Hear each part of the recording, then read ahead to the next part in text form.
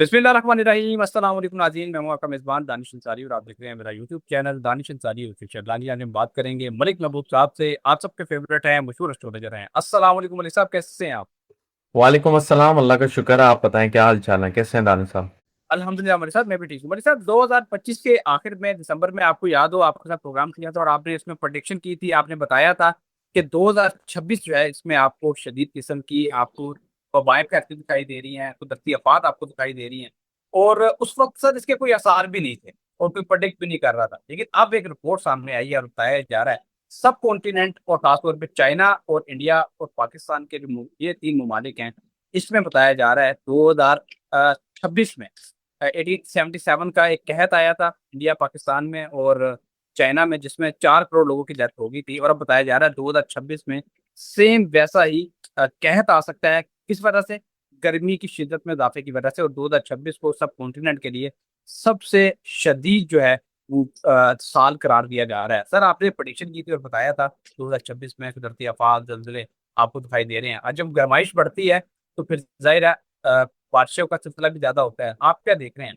क्या खुदा ना खास्ता जिस तरह 2015 में भी इंडिया पाकिस्तान में 2,000 लोगों की डेथ हुई थी, इंडिया में 4,000 लोगों की डेथ हुई थी, और बताया जा रहा है 2026 में वैसे ही मिलता जुलता होगा।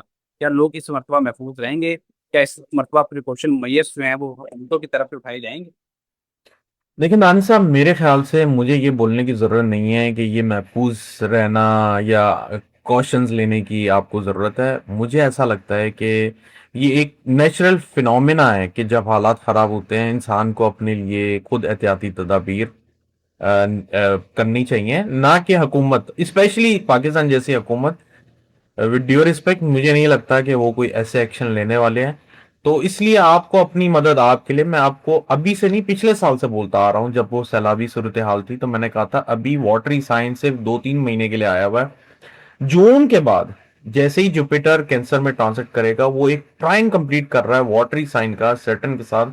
तो that is most dangerous disasteristic time. और ये टाइम स्टार्ट हो रहा है जून के फर्स्ट वीक।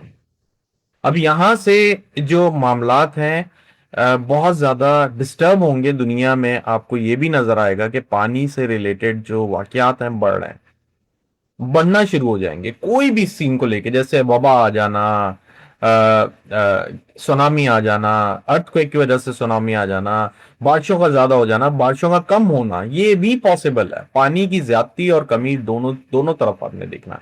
तो ये सिचुएशन अभी बढ़ेगी। वजह मैं आपको 2-3 और रीजन भी समझा देता हूं, शायद आपकी अंडरस्टैंडिंग में ज्यादा इजाफा हो जाए।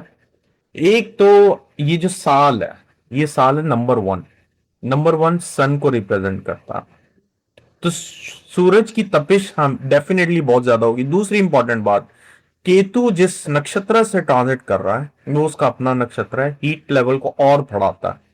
और मुझे अगर मैं गलत नहीं हूं तो मुझे याद पड़ता है अप्रैल या मई के बीच में हम बात कर रहे थे, जब ये ईरान और यूएसए की वॉर के सीजन का बहुत ज्यादा सिलसिला बहुत ज्यादा चल रहा था। तो मैं आपको कह रहा था कि अब जो है ना, दुनिया का ध्यान यहां से हटके कुदरती आफात, बीमारियां, ये जो एक्सीडेंट है इसकी तरफ जाने वाला। अब आपके सामने एक रिपोर्ट आई है, अब बैक टू बैक इसके ऊपर बहुत सारे जो हैं डिटेल एनालिसिस करेंगे, अपने अपने व्लॉग्स वगैरह जो भी लोग करते हैं वो करना शुरू कर देंगे। तो बात यह है कि अर्ली प्रिकॉशन लेना ज्यादा बेहतर है, ना कि खुदा ना खास्ता जिस तरह पिछले पिछले साल हुआ था। एकदम से वो जब मूनसून का सीजन शुरू हुआ था तो ओले गिरना, लैंडस्लाइडिंग, बहुत कुछ हुआ था। उसके बाद फिर वो बोलते थे लोग कि बर्फ के तोदे गिर रहे हैं, अल्लाह माफ करे। ऐसी सिचुएशन ज्यादा खतरनाक नजर आती है। तो मैं तो जितने भी हमारे व्यूअर्स हैं उनसे रिक्वेस्ट है कि आप अपनी एहतियात के लिए पहले से इंतजाम करें। क्योंकि हम इस हुकूमत को जब से पाकिस्तान आजाद हुआ है तब से देखते आ रहे हैं, ये ऐसे ही चलेगा, इससे कुछ भी नहीं होने वाला। ओके, अच्छा मरी साहब, अब मैं अपनी अंडरस्टैंडिंग के लिए जानना चाह रहा हूँ। स्पेशली मैं क्योंकि पाकिस्तान और लाहौर शहर में रहता हूँ और पंजाब इससे बहुत ज़्यादा मुतासिर हुआ था और लाहौर की कई सोसाइटीज़ भी डूब गई थी। तो मैं आपसे स्पेशली लाहौर के वाले से पटिशन लेना चाह रहा हूँ और पंजाब के वाले से लेना चाह रहा हूँ, क्योंकि पंजाब सैलाब से बहुत ज़्यादा मुतासिर होता है। 5 दरियाओं की सरजमीन है। आप क्या देख रहे हैं? पंजाब के कौन से ऐसे इलाके हैं जो आप देख रहे हैं कि इस हवाले से वनरेबल हैं, जहाँ के लोगों को खास एहतियात करनी होगी? देखें, इस दफा नॉर्थ और ईस्ट ये डिस्टर्ब करेंगे बहुत ज्यादा। नॉर्थ और ईस्ट ये सारा इंडिया वाली साइड बनता है, और नॉर्थ जो है आपका अपर पंजाब और ये बलूचिस्तान वगैरह, ये भी बहुत डिस्टर्ब रहेंगे। लेकिन एट द मोमेंट मुझे वेस्ट भी डिस्टर्ब दिख रहा है, तो यूं कह सकते हैं कि ऑलमोस्ट सारी डायरेक्शन जो है डिस्टर्ब रहेंगी कोई ना कोई कनेक्शन से। लेकिन नॉर्थ और ईस्ट ये सबसे ज्यादा जो है एफ्लिक्टेड होने वाली हैं। और आपके सामने इसके बहुत सारे जैसे एग्जाम्पल्स या यूं कहा जाए कि आपके सामने टेस्टिमनीज आएंगी कि लोग बता रहे होंगे कि काश हुकूमत हमारे लिए ये कर लेती। मैंने तो खैर पिछले साल भी आपको ये एक इंडिकेशन दी थी कि ये कुछ भी नहीं है जो आया है।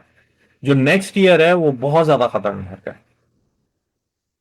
ओके मलिक साहब, दुआ तो यही है, अल्लाह पाक पाकिस्तान को खास तौर पे और बाकी दुनिया को भी, जहाँ जहाँ लोग बसते हैं उनको अपने ईमान में रखे। सर एक और बड़ी अहम खबर है, और आपकी प्रोडिक्शन को सेकंड कर रही है। आपने प्रोडिक्शन की थी कि खास तौर पे पाकिस्तान और इस तरफ जो ममालिक हैं एशिया में, वो तैयारी करें, क्योंकि समरीज केबल्स में आपने बताया था कोई इशू आ सकता है, पानी में कोई इशू आ सकता है, जिससे इंटरनेट का आपने बताया था ब्लैकआउट भी देखने को मिल सकता है, स्लो डाउन भी हो सकता है। अब खबर आई है internet slow down expected for 1 week in Pakistan starting tomorrow, यानी कि आज जब हम ये प्रोग्राम रिकॉर्ड कर रहे हैं, आज से सर ये बताया गया है पाकिस्तान टेलीकम्युनिकेशन अथॉरिटी की तरफ से कि समरीज केबल में कोई इशू आ गया है और इंटरनेट का इशू पाकिस्तान में देखने को मिलेगा। लेकिन सर मैं जानना चाहता हूँ, क्या ये सिर्फ एक हफ्ते के लिए ही रहेगा या इसका टेन्योर बढ़ भी सकता है? क्योंकि जाहिर है कुछ सितारों को देखिए, आपने बताया होगा और प्रोडिक्शन भी दुरुस्त हुई है। ऑनेस्टली स्पीकिंग मुझे ये जरा लंबा ब्लैकआउट दिख रहा है, और ये ब्लैकआउट दिख रहा है, स्लो डाउन नहीं दिख रहा मुझे। लेकिन स्लो डाउन ही हो तो अल्लाह करे वैसे ही सही रहेगा, क्योंकि आजकल की दुनिया टोटली, मुझे जहां तक दिख रहा है कि एक पेमेंट की ट्रांजैक्शन भी इंटरनेट के थ्रू चल रही है।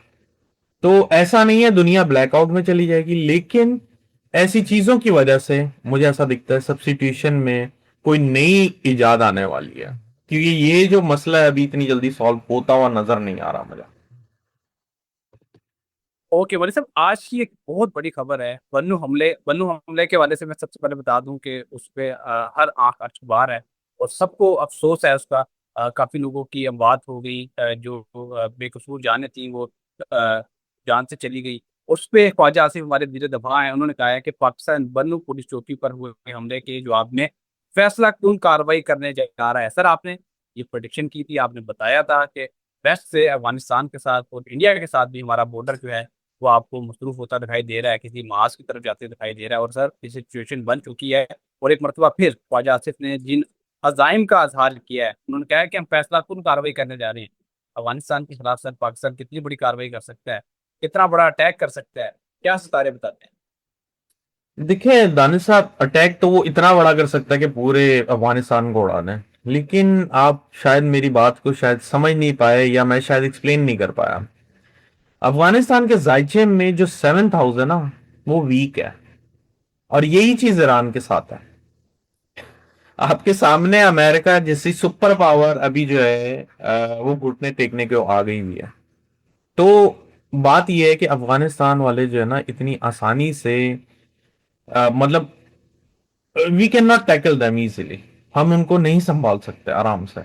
ये बहुत बड़े मसाइल की तरफ हम जा रहे हैं, या खुदा ना खास्ता ये ऐसी जंग की तरफ जा रहे हैं जो कि इतनी जल्दी खत्म नहीं होगी। मैं इसलिए आपको बार बार बोल रहा था कि अफगानिस्तान के साथ हम 2-3 राउंड मार के बोलते हैं बस डेट सेट हो गया, फिनिश हो गया, अब कुछ नहीं होगा। फिर 15-20 दिन के बाद वो उठते हैं, कोई नया हमला करते हैं, फिर हम वापस जाते हैं। तो ये जो इनका बार बार बैक टू बैक आना और इस तरह के हमले करना, ये एक वार्निंग साइन है, और ये पाकिस्तान के लिए बहुत बड़ा प्रॉब्लम क्रिएट कर सकते हैं। इसलिए अल्लाह करे हम जाएं और वाकई ही जो वो ख्वाजा से साहब कह रहे हैं कि हम सफाया कर देंगे, तो वो वाकई सफाया करें। लेकिन सितारों की रोशनी में मुझे ये गोरीला वार दिखती है, और इसमें बहुत मसाइल का सामना करना पड़ेगा पाकिस्तान को। तो इंशाल्लाह प्रोग्राम का इख्तिताम करते हैं, और नेक्स्ट वीडियो में ऐसे ही दिलचस्प टॉपिक के साथ दोबारा पेश होंगे। अगली वीडियो तक के लिए मुझे और मलिक महबूब साहब को इजाज़त दीजिए। अल्लाह हाफिज़।